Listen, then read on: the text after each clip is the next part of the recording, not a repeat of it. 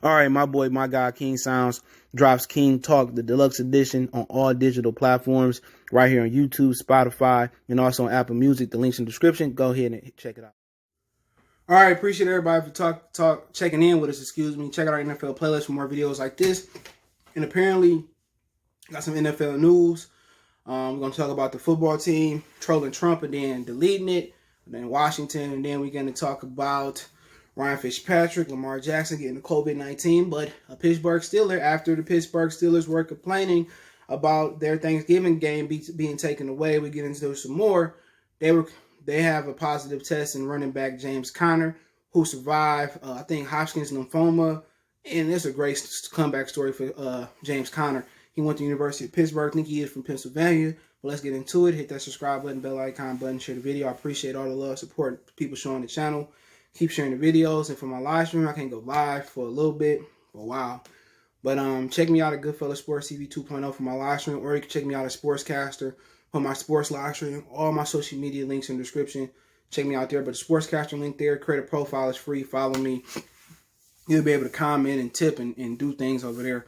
But man, you know, James Conner, you know, got the Roro.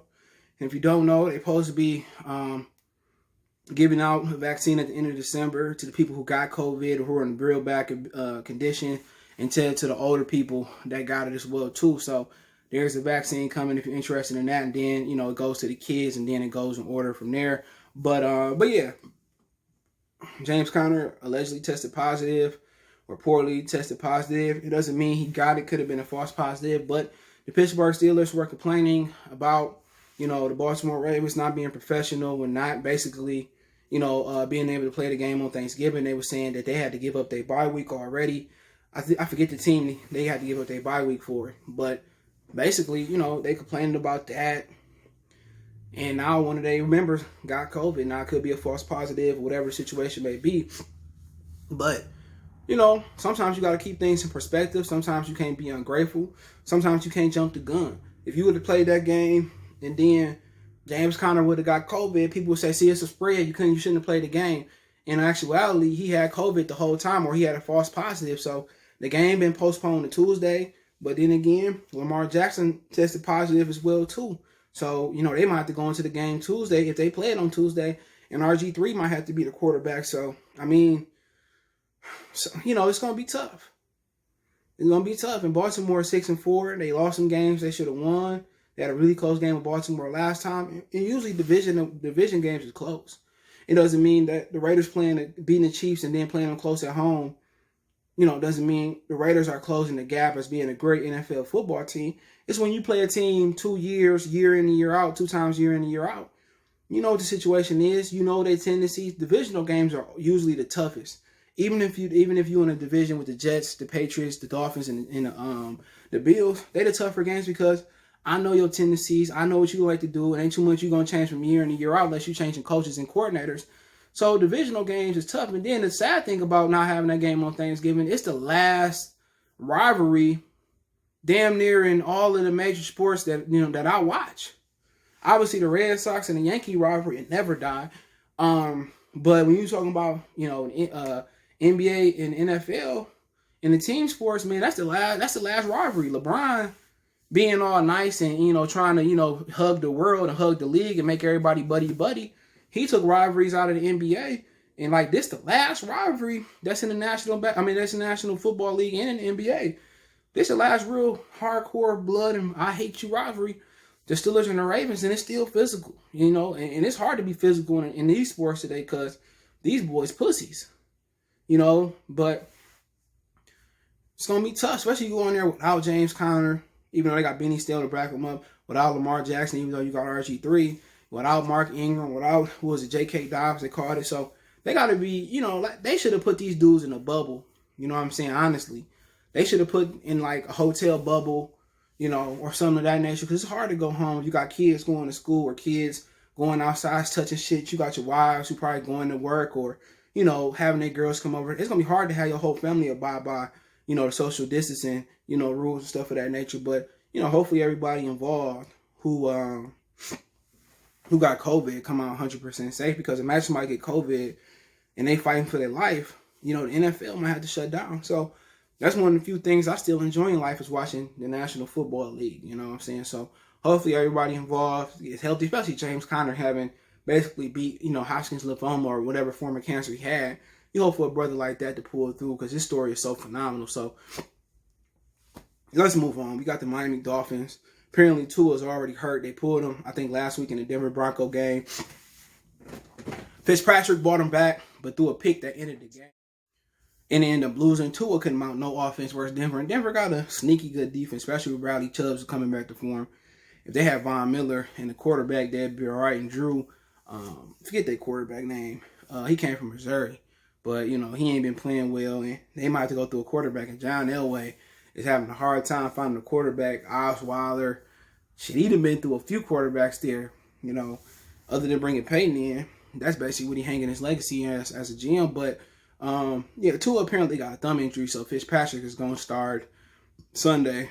I forget who they play. They might play the Jets this week if my memory not serves me correctly. So, we knew it was a chance that we might see Ryan Fitzpatrick again. Because Tua, I'm going to just say this, and it might offend some people, but other than white and black people in America and Canadians, because, Chase Claypool for the Steelers is phenomenal. He Canadian. It's hard to have Hawaiians, Arabs, Native Americans play football. It's so physical, and it's a girl that played at Vanderbilt today football, and for them to think it's a lot of nationalities who can't play football, can't stand up to the grind. It's gonna be hard to have a Hawaiian quarterback because unless you Samoan, and somebody told me he actually is Samoan, but he's not built like the Samoans that just get out of here. Some of them Samoans is built like. And they ain't fat and sloppy. They built like they solid brothers. I seen Samoa carrying a refrigerator like no doubt. He just, hey, carrying it. So, but he just don't seem to have the frame. Him and Mariota, they don't have the frame. And you got to remember, this ain't Joe Theismann and Joe Montana and Steve Young era football where you can knock the quarterback out the, you can knock him out the universe. You know what I'm saying? Or you can just knock him out in general and it ain't no flag. And they playing in a softer era with softer rules, and physically, I don't really believe Tua and Mariota, who backing up Derek Carr, playing phenomenal this year, are built to last in this era of football. So, they might have to sign Fitzpatrick to a 3 or 4 or 5 year deal just to see if Tua can hold up. It's always going to be a lingering injury, a thumb. It don't have to be an ACL, a broken leg, fibula, broken hand. He gonna deal with little injuries like thumb injuries, and to be honest, he need to get in the weight room. I'm looking at Mariota. He ain't put an ounce of muscle on. You're going to have to lift. If you don't want to compromise your throwing, you're going to have to lift. Because they ain't physically built to play in this league 16 games plus some playoff game. Tua has to physically lift. He has to squat, deadlift, bench press, incline bench press.